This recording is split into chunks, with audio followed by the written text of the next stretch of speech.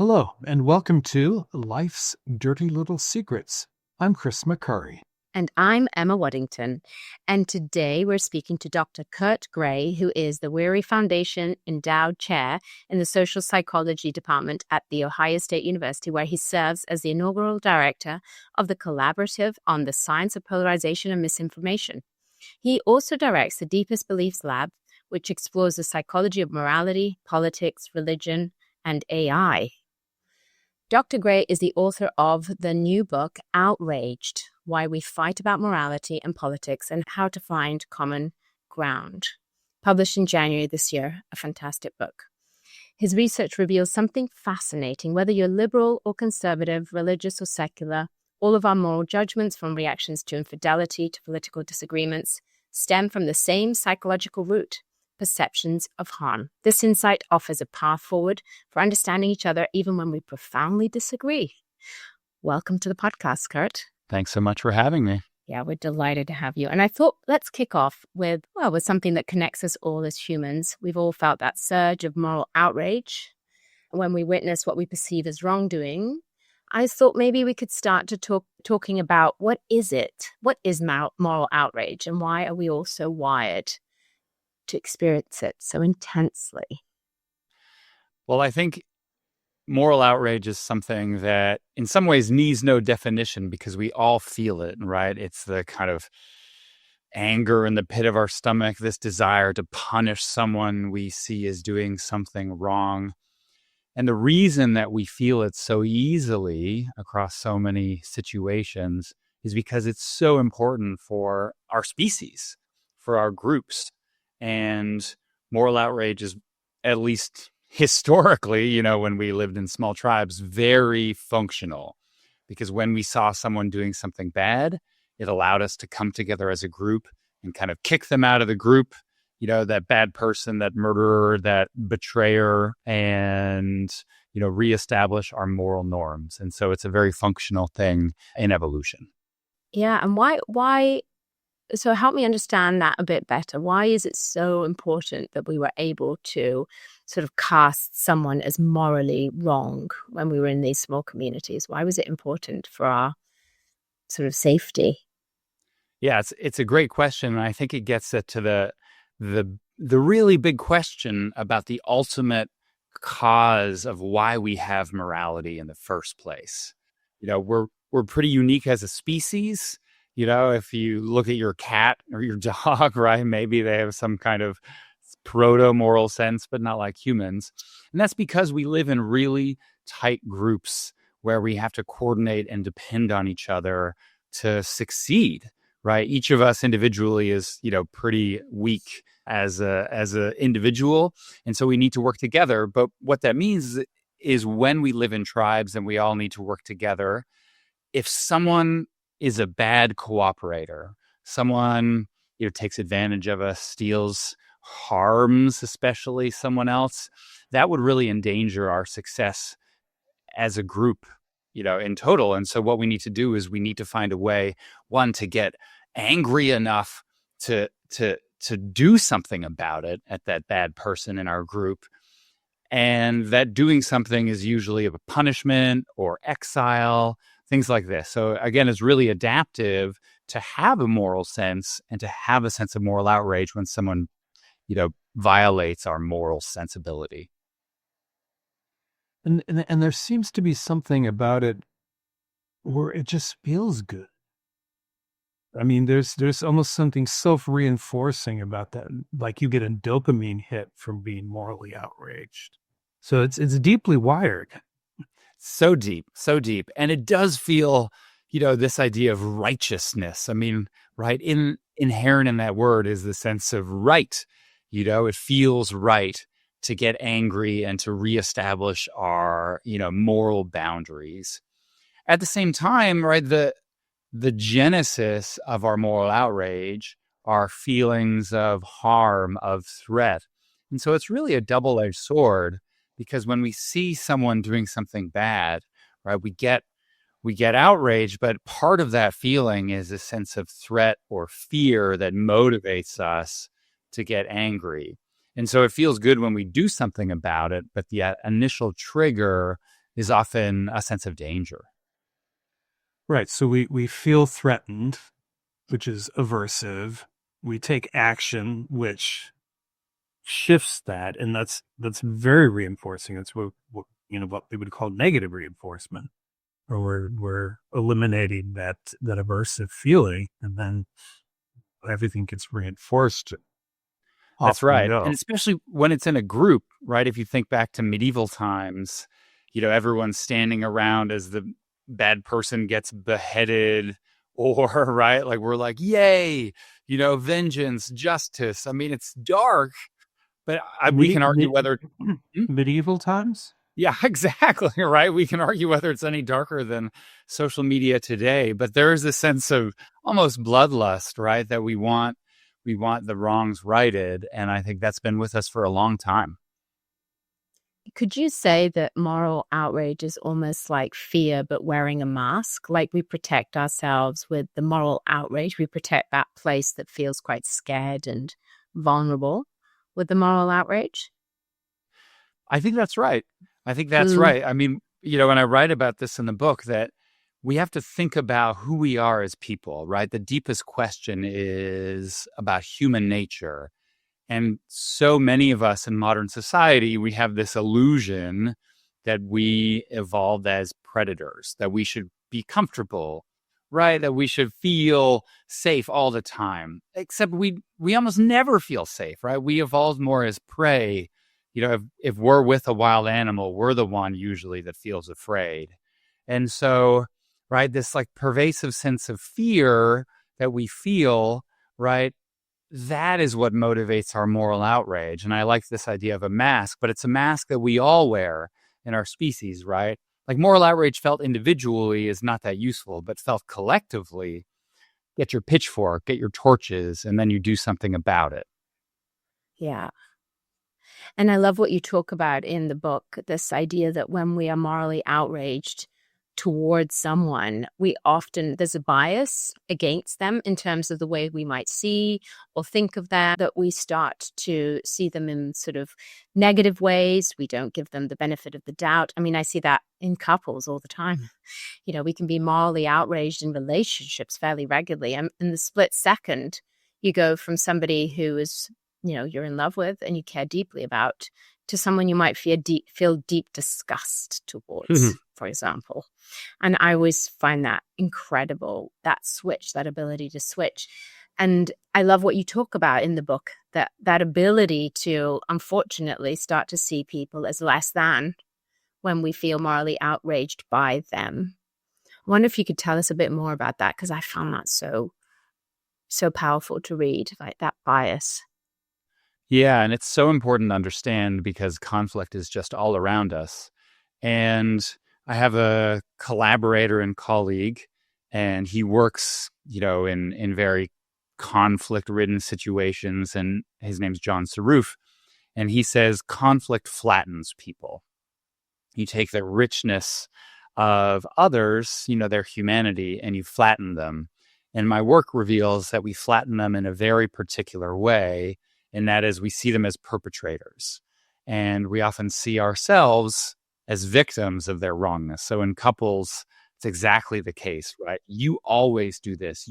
You're thoughtless, you're hurting me, and I'm just trying to live my life, and all I do is feel pain because of your terrible actions. And so the flattening is really about perpetrator versus victim, and it's always us or our, preferred side that's the victim. And the reason that we flatten people in this way is because our feelings of pain or fear are so obvious to us, right? Because they're in our own minds. But the feelings of fear or pain that people on the other side, right, our spouse, for instance, or people on the other side of the aisle might be feeling, it's harder for us to understand, right? We have to work and overcome our own feelings of fear or victimhood to really appreciate that they might be feeling the same way.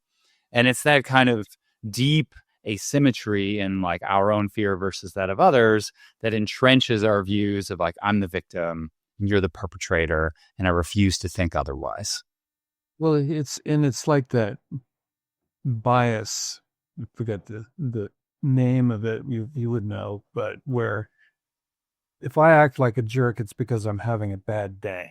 If you act like a jerk, it's because you're a jerk. That's right. Yeah, it's called the fundamental attribution error. It's a That's pretty it. wordy title, but it's so right?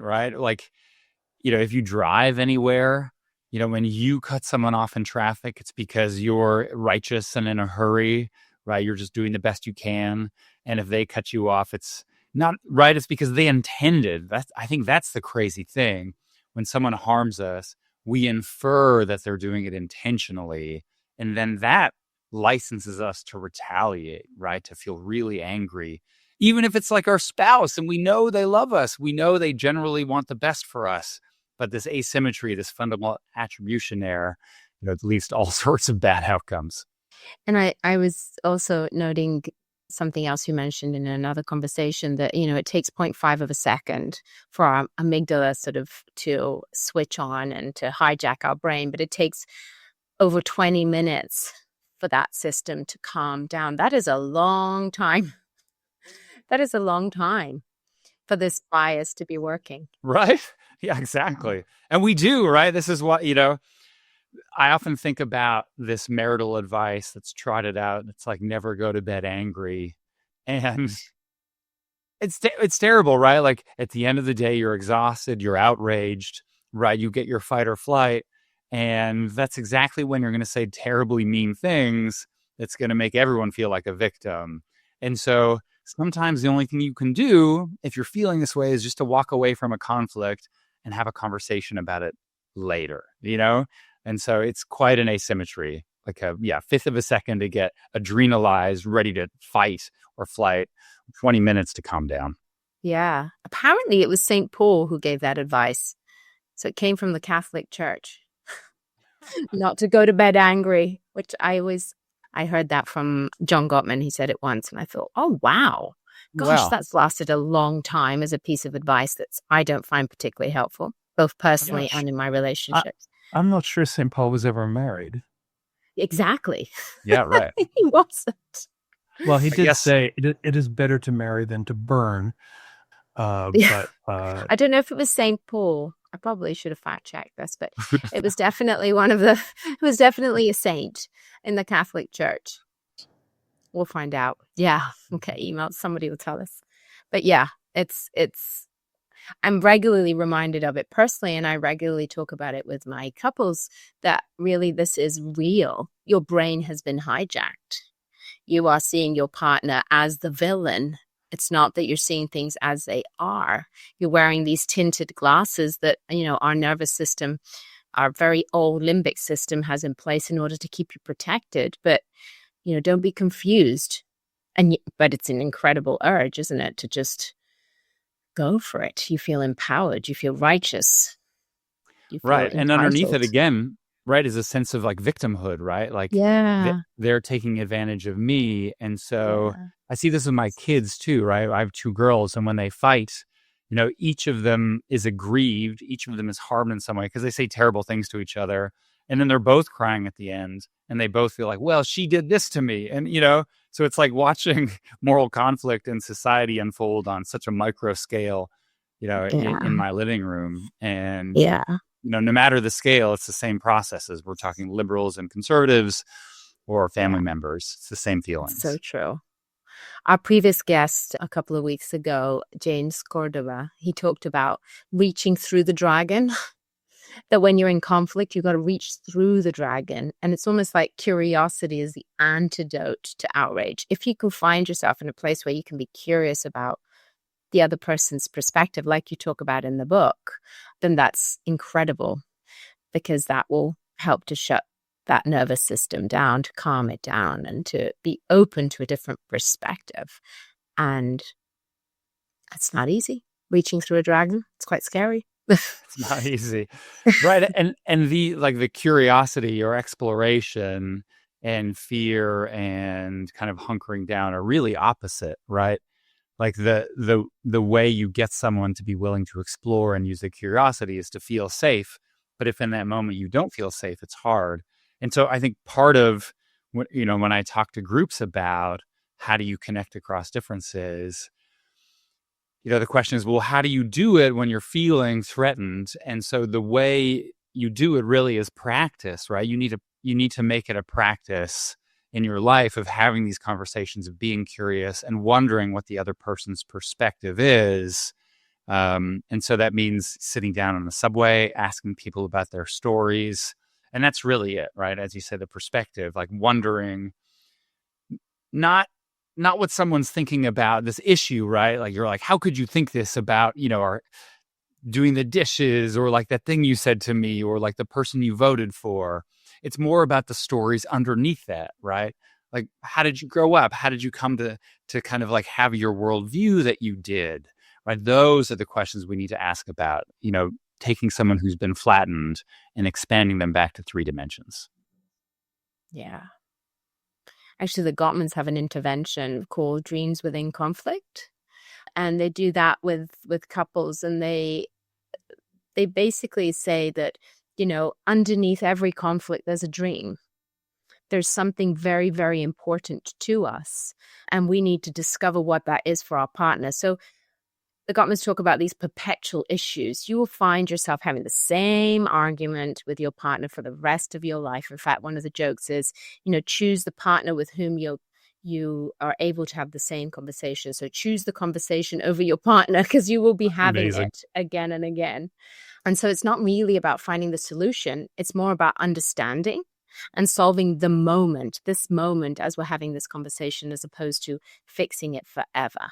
And the idea of the dreams within conflict is that you want to be curious and understand what is underneath this. Why is this so important? Be it how we discipline the kids, or, moving to Seattle, or, not buying a house versus buying a house. What is it? What's underneath this for you? And as we deepen our understanding about our partners, we open to the possibility of being influenced. Mm-hmm. So that's, that's the journey in couples therapy. And what you were saying was just reminding me of that, but really that curiosity to go deeper. I love that. Important. I mean, it's especially makes sense in couples, right? Because you have this dream together. But even in something like politics, I think of a Martin Luther King Jr. speech of, I have a dream, or right, the founding fathers who dreamed of a country that was so different than what had been envisioned at the time, right? There's always these interdependencies in our lives. We're in it together, and we're better off at work too, if we all get along and we find a path forward, and not getting along together in a Pollyanna sense, but really kind of working through our conflicts so that we can, be better together. And I think one of the things, thinking about what you said, is having the kind of courage and feeling comfortable enough to say that you might be a little bit to blame too. And that's probably the hardest thing to ever admit, right? Just to be like, my daughters too, they're fighting. It's like, well, did you think that maybe sticking your tongue out at your sister, right? Or in a couple, like, did you think that maybe snapping at your spouse, like that could be a reason why? So we tend to feel like we're 100% the victim.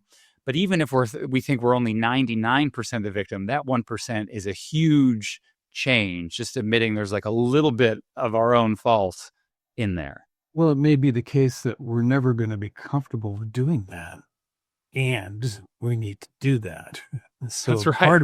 Part of it is, being able to be uncomfortable and do the necessary thing.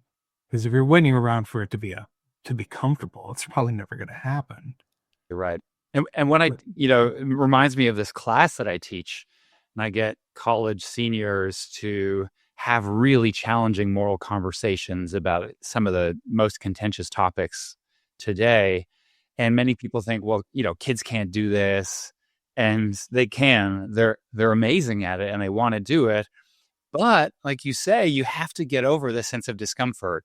And so a lot of the class is just separating out this flight or flight feeling. It's like bad feeling in the pit of your stomach of like, I don't like the feeling here, from the good parts, living the dreams of having these conversations. So I tell students, all right, well, almost mindfully, think of your discomfort. That's okay. You can feel that way. Put it slightly aside. and you can still engage in this conversation. And we practice it every week. Talk about abortion or immigration or euthanasia or racism. These are really tough things. And after a while, people get used to it, right? You still feel bad, but you just think it's not diagnostic. It's not, the truth of this whole situation. That is so cool. It reminds me of another conversation we had. I don't know if you've heard of the book Conflict Resilience. Bob Bordone was talking, and Joel Salinas came on the podcast, and they talked about exactly that it's a muscle we need to keep using. We need to practice getting more resilient at having conflict. They argued that actually we're getting worse at the ability to sit with very strong different opinions because we just don't connect. We don't talk about it enough, and that you have to build that tolerance, that muscle of sitting with somebody who you don't agree with and get comfortable with feeling that discomfort of, not agreeing. And I think like something we also talk about a lot in couples therapy is understanding somebody's perspective is not the same as agreeing. Like just because you can understand where they're coming from, even if it's so far from where you would come from or what you would do, doesn't mean you agree with them. It's not the same. Exactly right. Exactly right. And, we frequently have really different worldviews when it comes to, let's say, politics. So I do a lot of studies on religion and conflict.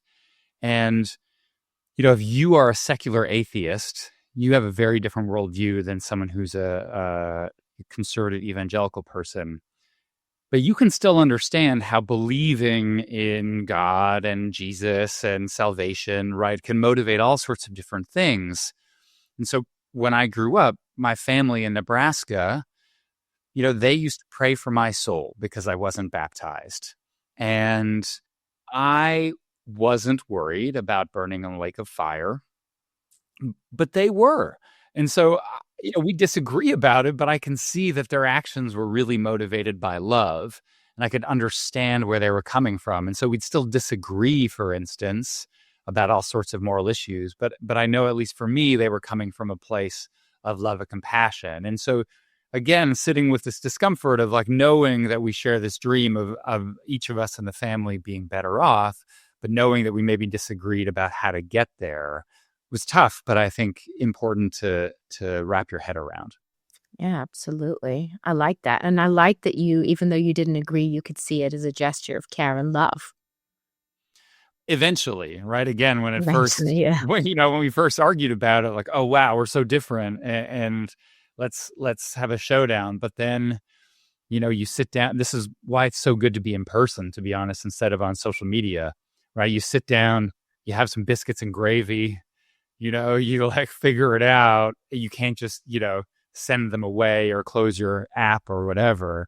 So I think this is why it's good to kind of be in real life, in meat space, as they say, and really have to figure it out. Some of your research, I know, looking at the differences between conservatives and liberals and what that even means. You mentioned at one point that liberals tend to magnify the victim predator thing, whereas conservatives tend to minimize that, to see that everyone can be harmed. Am I getting that correct? That's right. Yeah.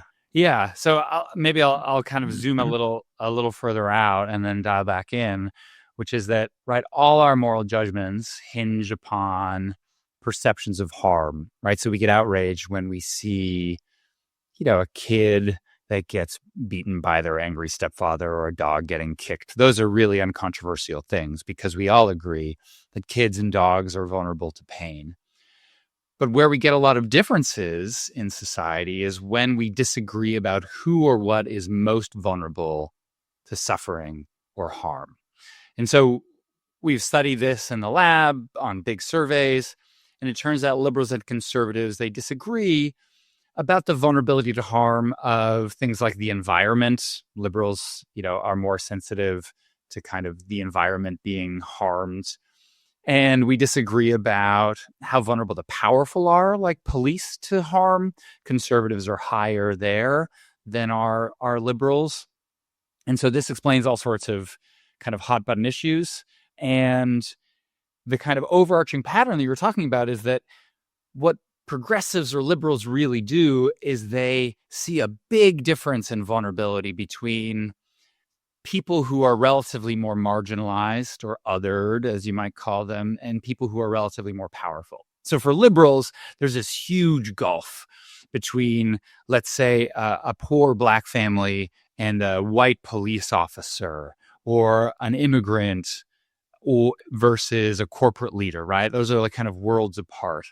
Whereas if you're conservative, the difference in vulnerability between those things is much smaller in their minds.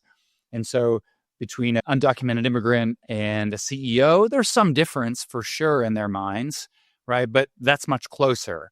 And so this is why you get something like blue lives or matter for conservatives, or all lives matter, right? Because they're like, well, let's think of the threat that we all might face, or that police officers might face. But progressives think, well, it's really Black lives matter, right? Because Black folks are marginalized and they're very vulnerable to harm, and police that they think are oppressors rather than victims.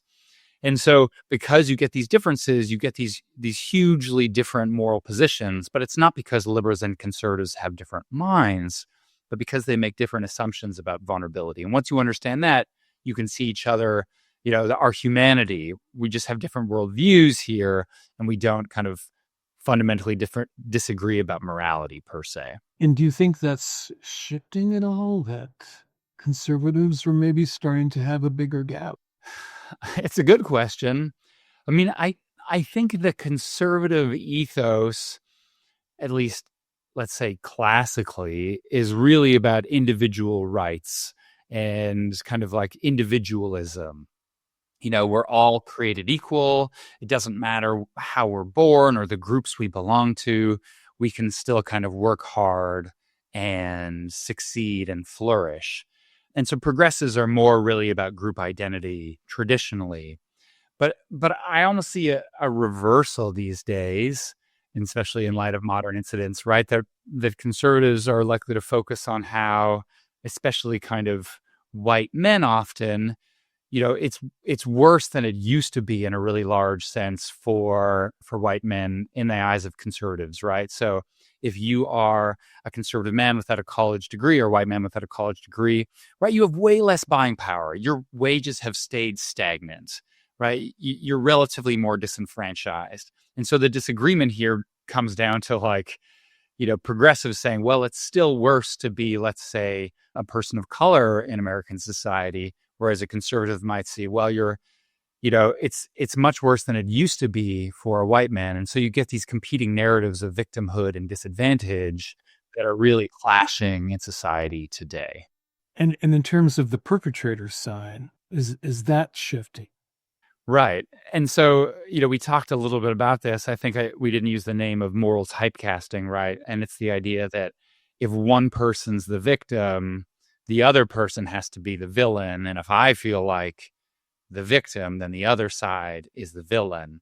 And so it's really entrenches our conflict, right? Because progressives will say, well, these, rich white folks, they are really the villain. So think of Brian Thompson, the United Healthcare CEO, right, who was assassinated by Luigi Mangione, right? He sees, he's got a kid. Allegedly a six.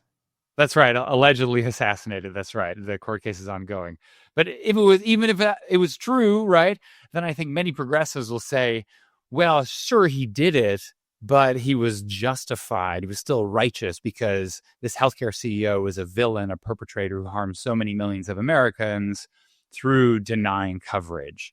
Whereas, conservatives, extreme conservatives, committed conservatives will say, well, this person, he's still a victim in the sense that, he has a wife, he has kids, he had kids, and we can still care about his humanity. And so there's really compelling narratives. You see this about Charlie Kirk, super hot button issue too, right? These competing narratives of, relative power compared to other folks versus just seeing someone, inherently as someone who can be victimized.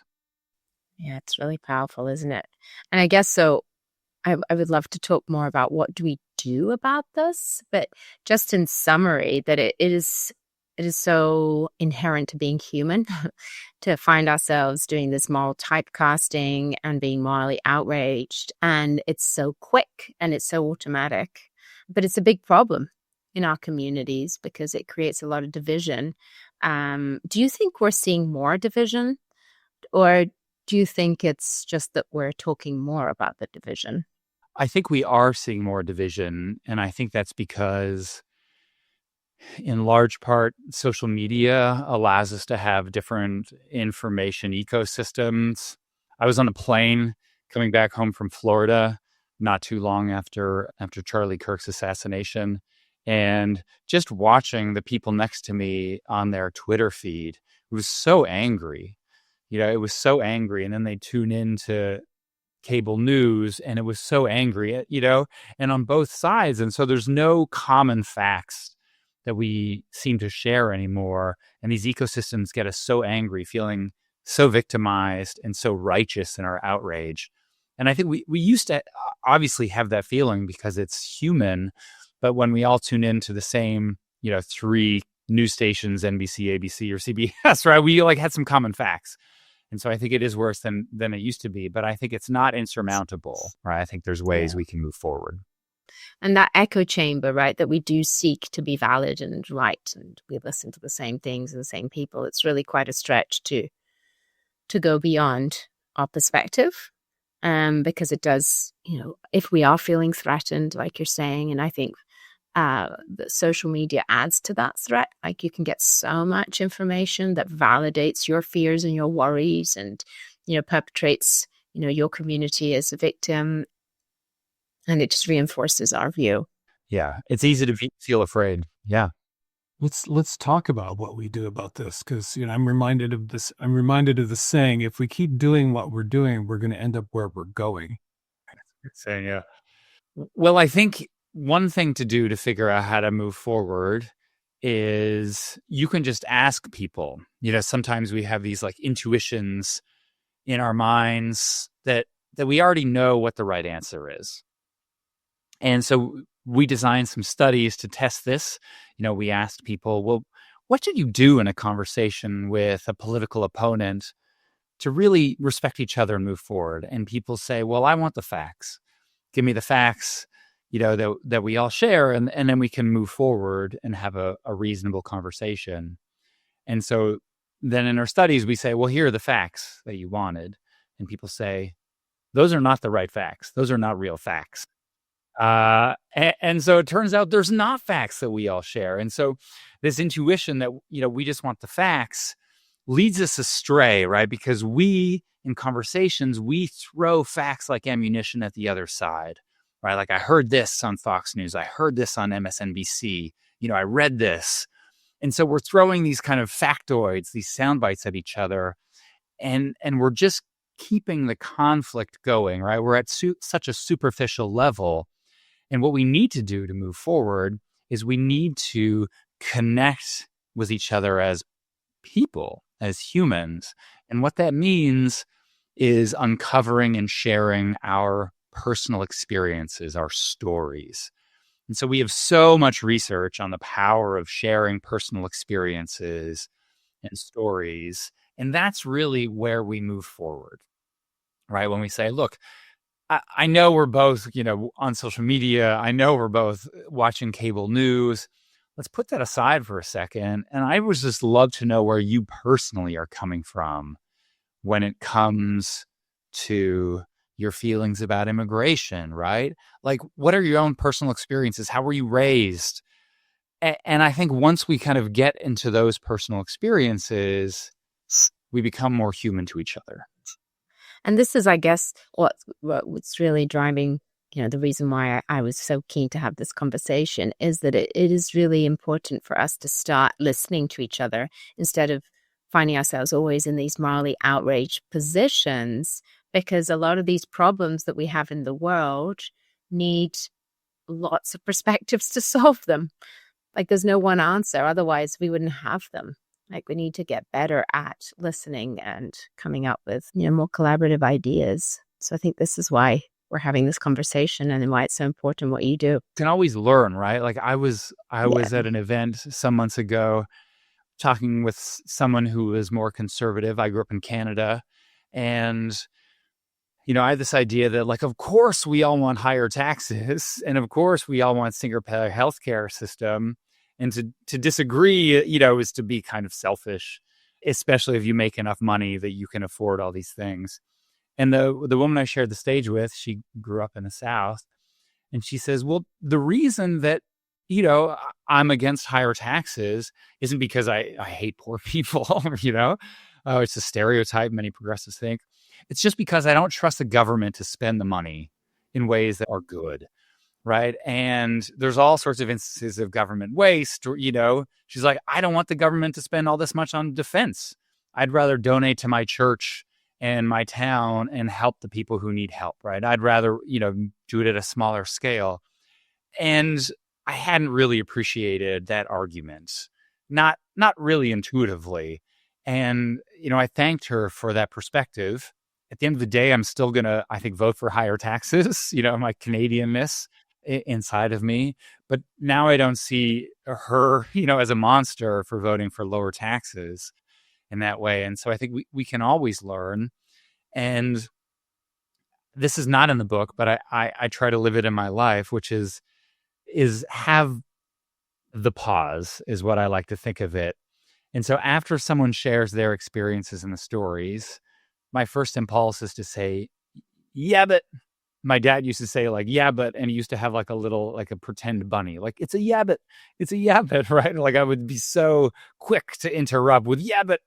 And so every time I get someone's perspective now, I just take it, I count on my mind, like 5, just to let their story be there and feel validated. And I say, thank you.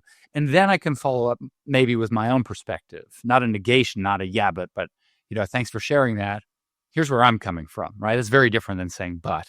And so I think that's something we can all learn, that we can all take away from, this discussion, is just at least pause once you get someone's story for a moment before you share your own story. So it's not a rebuttal, right? Instead, it's just taking turns. And it reminds me that, one of our most basic needs is to be heard. So often what we're doing when we're talking is we're wanting to be heard. But when we get in these sort of tussles where we want to be right and we're throwing facts or we're trying to persuade, no one's actually listening. Like, they're just, firing water guns at each other. Nobody's actually being very receptive to each other. And so that need to be heard isn't going to be met, and we'll be getting more and more frustrated, and then the conversation will end badly. But if we recognize that we have that need, perhaps we can change exactly how you're saying, the way we speak to each other, and actually learn to be better listeners. Right. Because if we're better listeners, then we will be better listened to. And I can share a story from how this is so effective.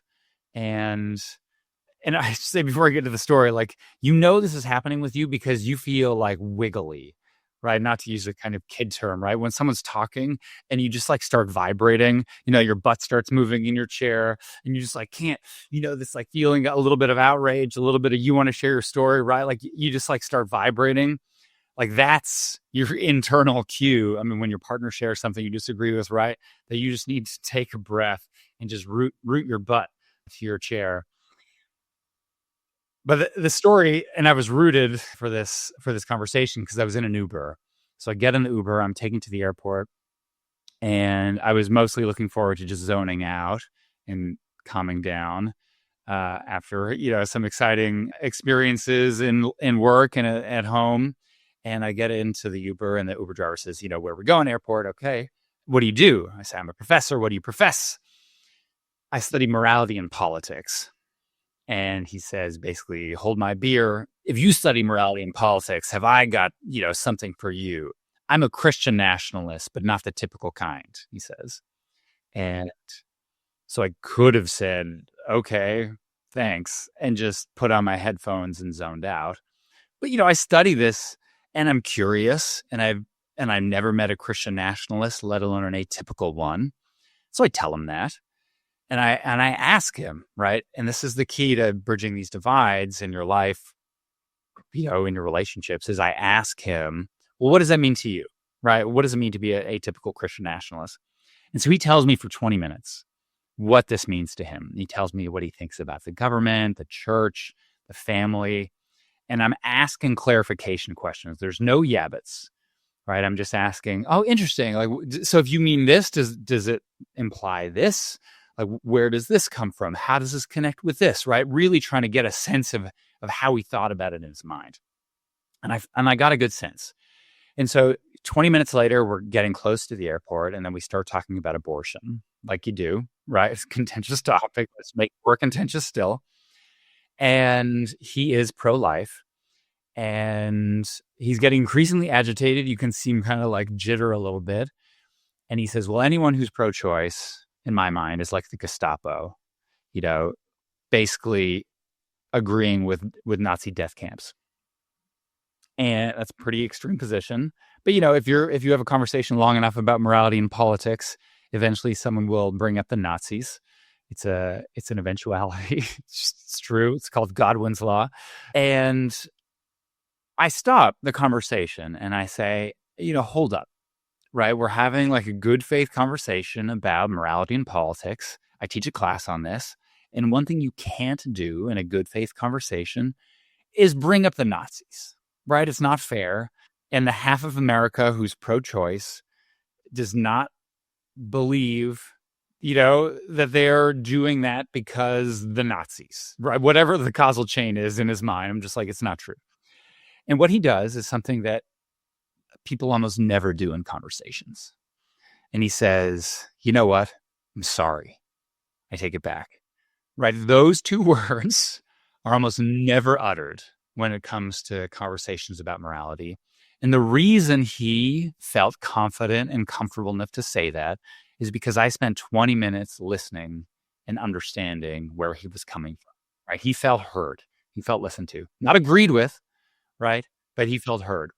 And so he says, I'm sorry. The reason I, have this belief is because I think it's a slippery slope. He doesn't say it like this, but that's what he meant. And that if you don't care about the sanctity of life when it comes to fetuses, you won't care about the sanctity of life in other cases, right? When it comes to other places, other people. And I said, that's a reasonable, viewpoint, but you just can't call people Nazis. And he says, yeah, you're right. And so at the end of that conversation, we both felt understood more. And I think here's the crux for me, right? He felt understood. The people are like, well, what does it do for me? I listened to, I asked questions for half an hour. And how does that help, him see you as a human being? But it does, right? Because he knows I'm a progressive academic for the most part.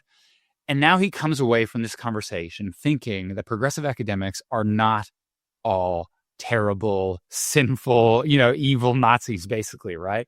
And so giving someone this grace, moving forward allows them to realize that the other side's not so bad. And so we can come together more when you ask those questions, when you have that understanding, when you give people space. And so it's a really positive experience for me, and I think for him as well. What a brilliant story. And so in keeping with what you were saying before about narratives, stories, personal stories are so much better. Right. And so, would I have a beer with him later?